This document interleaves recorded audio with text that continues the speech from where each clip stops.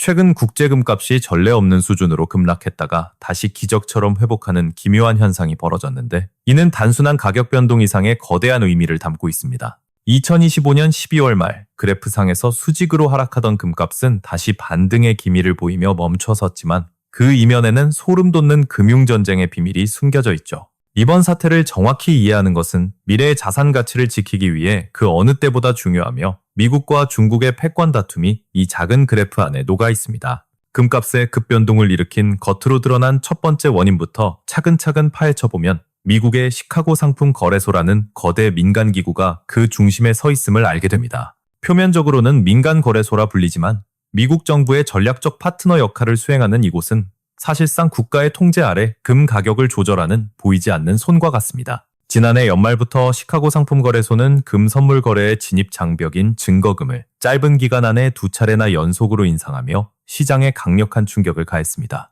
적용 시점이 12월 30일과 1월 2일로 이어진 것을 보면, 이는 연말연시에 혼란을 틈타 의도적으로 시장의 판도를 바꾸려 했던 매우 치밀한 계획이라 볼 수 있죠. 선물 거래를 경험해본 분들은 아시겠지만, 계약 규모의 일부만 보증금으로 예치하면 수십 배의 자산을 굴릴 수 있는 것이 이 시장의 핵심 원리이자 규칙입니다. 보통 100달러 규모의 계약을 체결할 때 단 5달러 정도의 증거금만 있으면 되는데, 금 선물 시장은 그 단위가 수십만 달러에 달해 부담이 훨씬 큽니다. 금 선물한 계약의 실제 가치는 무려 44만 달러에 달하며, 기존에는 이 계약을 유지하기 위해 계약당 2만 달러라는 거액의 증거금이 필요했던 상황이었습니다. 그런데 거래소가 이 증거금을 예고도 없이 갑자기 2만 4천 달러로 대폭 인상해버리자 시장의 투자자들은 계약당 4천 달러라는 추가 자금을 당장 마련해야 했습니다. 수백 수천 계약을 보유한 투자자들에게는 하룻밤 사이에 수백만 달러의 현금이 더 필요해진 셈이며, 자금을 채우지 못하면 시스템에 의해 강제로 매도당하게 됩니다. 이 강제 매도 물량이 쏟아지면서 금값은 수직 하락을 시작했는데, 여기서 흥미로운 점은 상승에 베팅한 세력과 하락에 베팅한 세력의 체급 차이에 있습니다. 증거금 인상은 시장 참여자 모두에게 공평해 보이지만, 실질적으로는 현금 동원력이 약한 개인 투자자들과 중소형 헤지펀드들에게만 사형 선고나 다름없는 조치였습니다. 상승을 기대하며 롱 포지션을 잡았던 이들은 갑작스러운 증거금 압박을 견디지 못하고 무너졌고, 그들이 내놓은 투매 물량은 가격 하락의 불씨를 더욱 키웠습니다.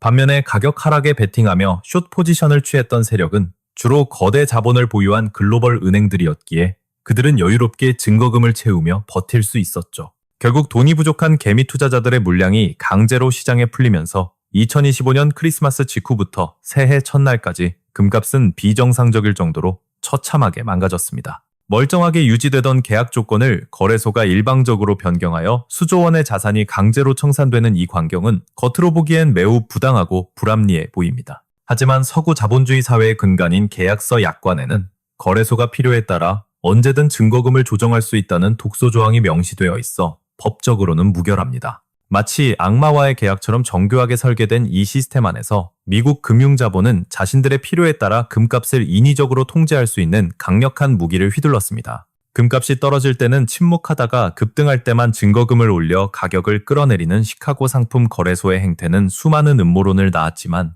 이는 사실상 공공연한 진실입니다. 2025년 12월 말, 왜 미국은 그토록 다급하게 2번이나 증거금을 올려가며 억지로 금값을 떨어뜨려야만 했을까요?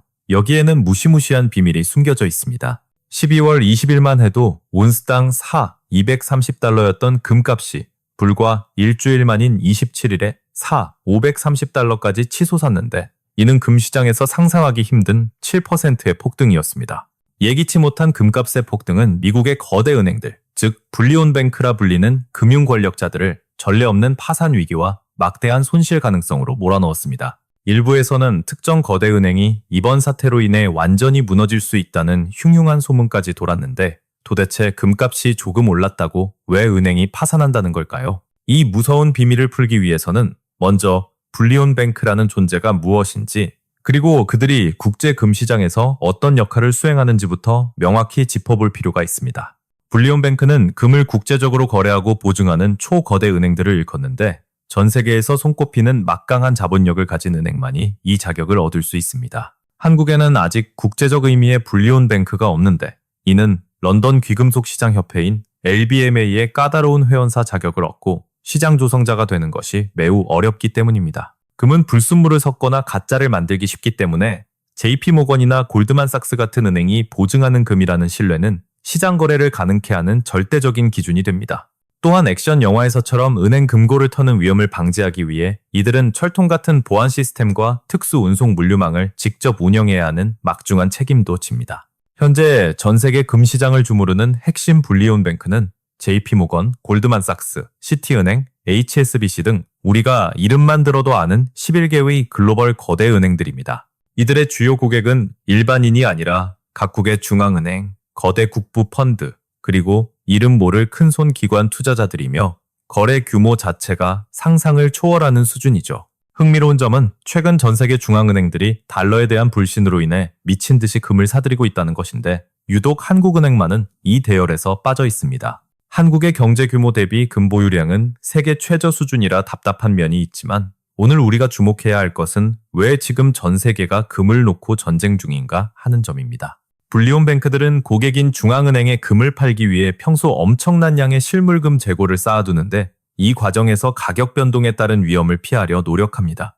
은행들은 단순히 중개 수수료를 받는 것이 목적이지 금값의 등락으로 도박을 하려 하지 않기 때문에 실물금을 확보한 만큼 반드시 금 선물을 매도해 둡니다. 즉, 실물금을 가진 만큼 하락에 베팅하는 선물 매도를 걸어두면 금값이 오르든 내리든 손익이 0이 되는 해징 상태를 유지하며 수수료만 챙길 수 있는 것이죠. 평상시에는 이 방식이 완벽한 위험 회피 수단이지만 금값이 감당할 수 없을 정도로 폭등해버리면 선물 매도 포지션에서 치명적인 문제가 발생하기 시작합니다. 선물 매도는 가격이 떨어질 때 이익을 보는데 가격이 갑자기 솟구치면 거래소는 계약 유지를 위해 엄청난 액수의 추가 증거금을 즉각 입금하라고 요구하게 됩니다. 44만 달러 계약에서 금값이 단 5%만 올라도 초기 증거금이 통째로 날아가는데 최근처럼 금값이 수십 %씩 폭등하면 거대 은행조차 감당 못할 손실이 터지는 겁니다. 최근 넉 달 동안 금 선물 가격은 무려 33%나 폭등하며 전 세계 금융시장을 충격과 공포로 몰아넣었습니다. 일부 거대 은행들은 기존에 넣어둔 증거금의 몇 배에 달하는 돈을 추가로 쏟아부어야 하는 절체절명의 위기에 빠졌죠. 문제는 연말이 다가오면서 발생했는데 은행들은 12월 말까지 장부를 마감하고 자신들의 성적표를 확정 지어야만 했습니다. 만약 막대한 손실이 장부에 고스란히 기록된다면 금융 시스템 전체가 흔들릴 수 있기에 이들은 이른바 윈도우 드레싱이 필요했습니다. 시카고 상품 거래소가 인위적으로 금값을 떨어뜨린 배경에는 불리온 뱅크들의 처참한 손실을 감춰주려는 다급한 의도가 숨겨져 있었던 셈입니다. 하지만 진짜 문제는 가격뿐만이 아니었습니다. 최근 들어 선물 만기가 되었을 때 종이돈 대신 실물금을 내놓으라는 요구가 빗발치기 시작한 겁니다. 지금까지 미국 금융시장은 워낙 고도화되어 있어서 거래가 끝나면 실제 금을 주고받는 대신 차익만큼의 현금만 정산하는 것이 관례였습니다. 통계적으로 거래의 97%가 종이 위에서 숫자로만 정산되었고 실제로 금괴를 만져보는 경우는 극히 드물었기에 시스템은 원활하게 돌아갔죠. 그런데 최근 아시아 국가들을 중심으로 서방은행들에 대한 불신이 커지면서 현금은 필요 없으니 약속한 진짜 금을 내놔라 라는 요구가 폭주하고 있습니다. 사실 불리온 뱅크들이 실물금도 없이 가짜로 매도 주문을 내는 네이키드 공매도를 해왔다는 의심은 예전부터 끊이지 않았습니다. 아시아 중앙은행들이 실물 인도를 강하게 압박하자 당황한 미국 은행들은 전 세계 재련소를 뒤져 금을 구하느라 그야말로 호떡집에 불난 듯 움직였습니다. 뉴욕 상품거래소의 실물금 인도 통지는 역사적 고점을 경신했고 이는 종이금의 시대가 저물고 실물금의 시대가 오고 있음을 알리는 신호탄이었습니다. 이를 한마디로 정의하자면 동양의 역습이라 할 수 있는데 서방이 주도해온 금 시장의 질서가 뿌리째 흔들리고 있는 현상입니다. 그동안 미국은 실체 없는 종이금으로 금 가격을 억지로 눌러왔지만 이제 중국과 인도 같은 실물금 수요자들은 더 이상 속지 않습니다. 상하이금 거래소는 아예 실물 거래를 원칙으로 내세우며 서방의 가짜금 시스템에 정면으로 도전장을 내밀었습니다. 특히 상하이 거래소는 뉴욕보다 금값을 온스당 50달러에서 100달러 정도 일부러 높게 유지하는 영리한 전략을 취하고 있습니다. 시장의 원리에 따라 금은 당연히 더 비싼 값을 쳐주는 아시아로 몰려들게 되고 미국과 유럽의 금은 블랙홀처럼 중국으로 빨려 들어가고 있습니다. 2025년 말 전 세계적인 실물금 풍기 현상이 일어난 배경에는 이러한 동서양의 치열한 자원 확보 전쟁이 자리 잡고 있었던 것입니다. 설상가상으로 12월 27일 금값이 최고조에 달했을 때 미국은 베네수엘라 침공이라는 또 다른 거대한 퍼즐 조각을 맞추고 있었습니다. 만약 전쟁 직전에 금값을 미리 떨어뜨려 놓지 권고받았다면 전쟁 발발과 동시에 금값은 온스당 50달러를 돌파하며 은행들을 파멸시켰을 겁니다. 미국의 재무장관이나 핵심 금융통제관들이 베네수엘라 침공 계획을 사전에 인지하고 시카고 거래소에 금값 압박을 지시했을 가능성은 매우 높아 보입니다. 전쟁 발발이라는 메가톤급 이벤트를 앞두고 금값이 폭등하여 금융 시스템이 붕괴하는 것을 막기 위해 그들이 선제적인 조치를 취했다는 합리적 추론이 가능하죠. 그런데 여기서 한 가지 근본적인 의문이 생깁니다. 중국과 인도, 그리고 브릭스 국가들은 왜 이토록 필사적으로 금을 사 모으는 것일까요? 특히 브릭스 국가들은 가짜로 여겨지는 종이금에는 눈길도 주지 않고 오직 실물금을 자기 손에 넣기 위해 그야말로 혈안이 되어 있습니다. 이들이 금에 집착하는 진짜 비밀은 앞으로 미국이 달러를 통제 불능 수준으로 마구 찍어낼 것이라는 확신에 찬 전망 때문입니다. 당장 5월에 트럼프 대통령이 연준 의장을 새로 임명하게 되면 그의 명령을 충실히 수행하며 돈을 무차별적으로 찍어낼 충신이 그 자리를 차지할 것입니다. 굳이 정치적 배경이 아니더라도 현재 미국의 국가 부채는 이미 정상적인 방법으로는 도저히 갚을 수 없는 천문학적인 수준에 도달해버렸습니다. 전 세계 어느 국가도 미국의 국채를 선뜻 사주려 하지 않는 상황이 오면 결국 연준이 스스로 돈을 찍어 국채를 사주는 악순환이 반복될 수밖에 없죠. 결국 양적 완화의 재개는 시간 문제이며 달러의 가치가 아이스크림처럼 녹아내릴 때를 대비해 브릭스는 자신들만의 방주를 건설하고 있는 셈입니다. 브릭스의 전략은 명확합니다. 금으로 가치가 확실히 보장되는 새로운 통화 시스템을 구축하여 힘이 빠진 달러 패권에 정면으로 도전장을 내미는 것입니다. 이러한 야심찬 계획의 중심에는 2025년 말 구체화되기 시작한 유닛이라 불리는 브릭스의 공용통화 구상이 깊숙이 자리 잡고 있습니다.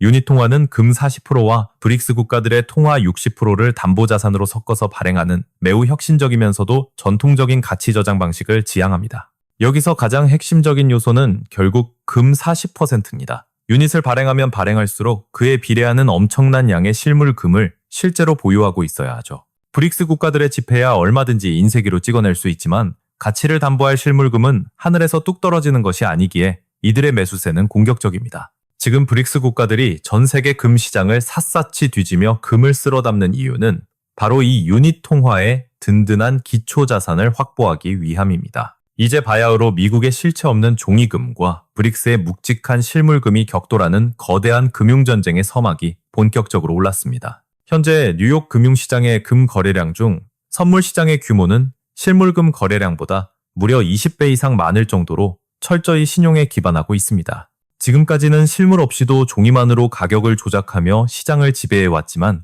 아시아 국가들은 이 시스템의 가장 취약한 급소를 정확히 파고들었습니다. 너희가 정말 금을 가졌다면 종이 대신 실물을 내놔라 라는 아시아의 요구는 서방 금융 시스템이 가진 허위와 가식을 한순간에 폭로하고 있습니다. 만약 전 세계의 실물금이 브릭스라는 블랙홀로 모두 빨려 들어간다면 지난 수십 년간 이어온 달러 중심의 금융 판도는 완전히 무너지게 될 것입니다. 미국 정부가 이러한 위험한 흐름을 전혀 모르고 있는 것은 아닙니다. 하지만 지금 그들에게는 실물금의 유출보다 훨씬 더 시급하고 중요한 현안이 산더미처럼 쌓여 있죠. 특히 트럼프 대통령에게 있어 가장 중요한 목표는 금 패권의 수호보다 다가올 11월 중간 선거에서 압승을 거두어 자신의 정치적 기반을 공고히 하는 것입니다. 선거에서 이기기 위해서는 시장에 돈을 풀어 경기를 부양해야 하는데 이는 필연적으로 달러의 가치를 하락시키고 금으로의 자금 유입을 가속화하는 결과를 낳습니다. 만약 실물금을 지키기 위해 금리를 올리고 긴축 정책을 펼친다면 경제가 얼어붙어 11월 선거에서 유권자들의 매서운 심판을 피할 길이 없다는 것을 그는 너무나 잘 압니다. 게다가 트럼프는 이미 2028년 대선까지 염두에 두고 있으며 자신의 사법 리스크를 방어하기 위해서라도 공화당의 장기 집권 체제를 반드시 구축해야만 하는 절박한 처지입니다. 결국 올해 연말 중간선거와 차기 대선까지 승리하려면 미국은 계속해서 돈을 찍어내는 정책을 유지해야 하며 이는 금을 지키려는 노력과는 정반대의 길을 걷는 셈입니다. 지난 연말 시카고 상품 거래소를 통해 급하게 금 선물 증거금을 올린 것은 말 그대로 발등에 떨어진 불을 끄기 위한 임시방편이었을 뿐 근본적인 해결책은 되지 못했습니다. 현재 미국의 거대 불리온 뱅크들이 실물금을 충분히 확보하지 못한 상태라는 의심은 시장 전체에 독버섯처럼 퍼져 있으며 이는 시스템의 신뢰도를 갉아먹고 있습니다. 이들은 가격을 인위적으로 떨어뜨리기 위해 실물도 없는 금을 시장에 내다 파는 위험한 공매도 게임을 지속하고 있지만 아시아의 매수세는 이를 비웃듯 거세지고 있죠. 중국과 인도를 필두로 한 아시아 국가들이 끈질기게 실물금을 뉴욕에서 빼가기 시작한다면 조만간 뉴욕금 시장은 감당할 수 없는 파장에 직면하게 될 것입니다. 여전히 패권 전쟁에서 미국이 유리한 고지를 점하고 있는 것은 사실이지만 금융의 근간인 금 시장에서 일어나는 변화는 결코 가볍게 넘길 사안이 아닙니다.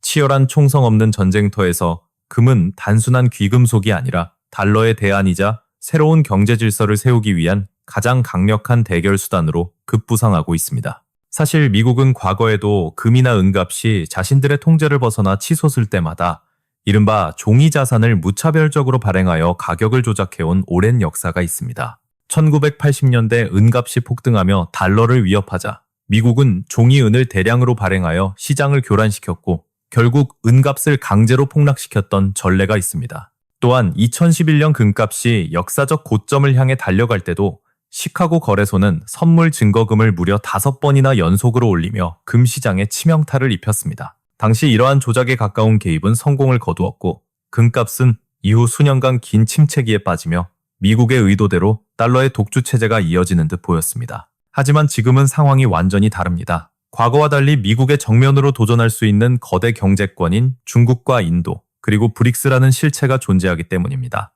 만약 미국이 예전처럼 종이금을 이용해 인위적으로 가격을 떨어뜨린다면 중국과 인도 입장에서는 오히려 싼 값에 금을 줍게 해줘서 고맙다며 환호할 일이죠. 가격이 떨어질수록 아시아의 실물금 매수 속도는 더욱 빨라질 것이고 이는 미국의 실물금 재고를 더 빠르게 고갈시키는 부메랑이 되어 돌아올 것입니다. 이제 금 시장은 단순한 투자처를 넘어 전 세계 통화 패권의 향방을 결정짓는 가장 뜨거운 전쟁터가 되었으며 우리 대한민국 역시 이 흐름을 예의주시해야 합니다. 앞으로 펼쳐질 통화전쟁이 어떤 방향으로 흘러갈지 그 누구도 100% 확신하며 예단하는 것은 불가능에 가깝습니다.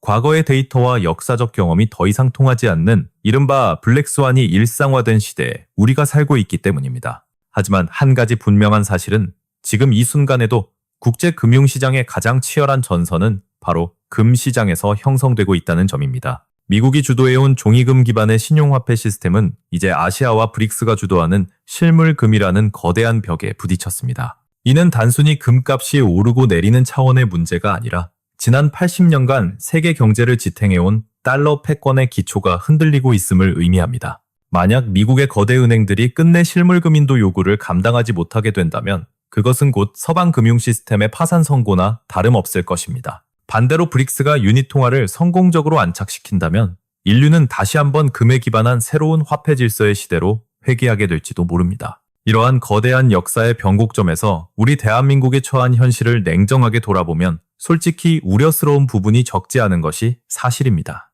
앞서 언급했듯이 한국은행의 금 보유량은 우리 경제 규모와 위상에 비해 턱없이 부족하며 이는 미래의 불확실성에 대비하기에 너무나 빈약한 방패입니다. 글로벌 패권 전쟁의 소용돌이 속에서 자국 화폐의 가치를 지켜줄 최후의 보루인 금이 부족하다는 것은 외풍에 쉽게 흔들릴 수 있다는 뜻이기도 합니다. 물론 미국과의 동맹관계도 중요하지만 경제적 실익과 국가적 생존 차원에서 어느 정도의 실물금을 확보해두는 것은 선택이 아닌 필수입니다. 개인 투자자들 역시 단순히 시세 차익을 노리는 투기를 넘어 자신의 자산을 보호하기 위한 전략적 수단으로서 금의 가치를 재인식해야 할 때입니다. 종이 위에 적힌 숫자와 화려한 전광판의 그래프는 위기의 순간에 언제든 신기루처럼 사라질 수 있다는 것을 우리는 역사를 통해 배웠습니다. 하지만 수천 년 인류 역사 속에서 단 한 번도 그 가치를 잃어본 적 없는 금은 가장 혼란스러운 시기에 가장 정직한 자산이 되어줄 것입니다. 2025년 말에 일어났던 금값의 급락과 반등,